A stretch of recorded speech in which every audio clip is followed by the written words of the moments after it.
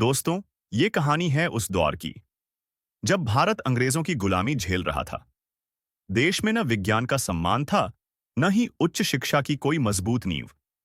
लेकिन तभी दो महान आत्माएं, स्वामी विवेकानंद और जमशेदजी टाटा, एक जहाज की यात्रा में मिले और भारत का भविष्य बदलने वाला सपना जन्म लिया।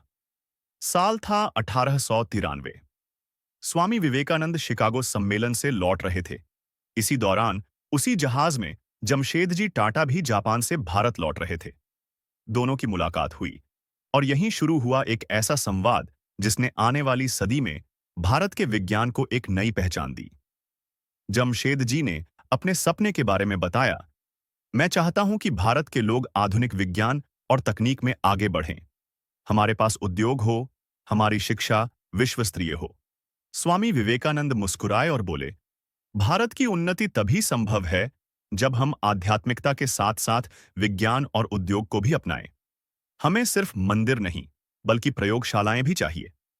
सोचिए दोस्तों, एक तरफ आध्यात्मिक नेता जो ध्यान और वेदांत की बात करता है, दूसरी तरफ उद्योगपति जो स्टील और विज्ञान की दुनिया का सपना देख रहा है। लेकिन दोनों की सोच मिलकर एक ही दिशा की ओर इशारा कर रही थी। भारत का भविष्य ज्ञान और विज्ञान से ही चमकेगा। दोनों महान व्यक्तित्व आपस में बात करने लगे। टाटा ने विवेकानंदा से पूछा, भारत की प्रगति के लिए क्या जरूरी है? क्या हमें सिर्फ आध्यात्मिकता पर ध्यान देना चाहिए या फिर विज्ञान और उद्योग की ओर भी बढ़ना चाहिए?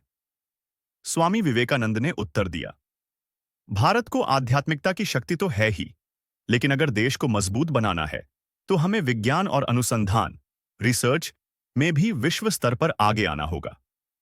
हमें अपने ही देश में ऐसे केंद्र चाहिए जहां हमारे युवा आधुनिक विज्ञान की पढ़ाई कर सकें।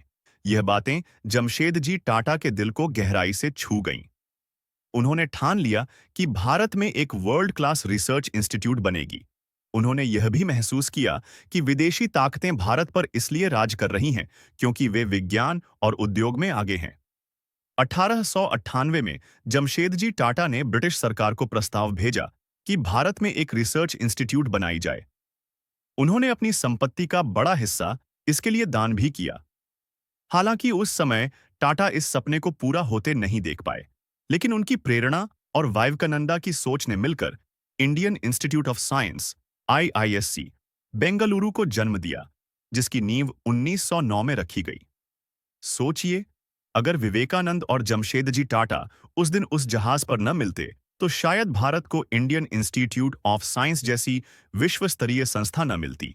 ये केवल संयोग नहीं था, ये नियति थी। आध्यात्मिकता और विज्ञान का संगम, जो आज भी भारत की ताकत है। तो दोस्तों, इस एपिसोड की सीख है, बड़े सपने तब पूरे होते हैं जब आध्यात्मिक दृष्टि और व्यावहारिक सोच एक साथ चलते हैं।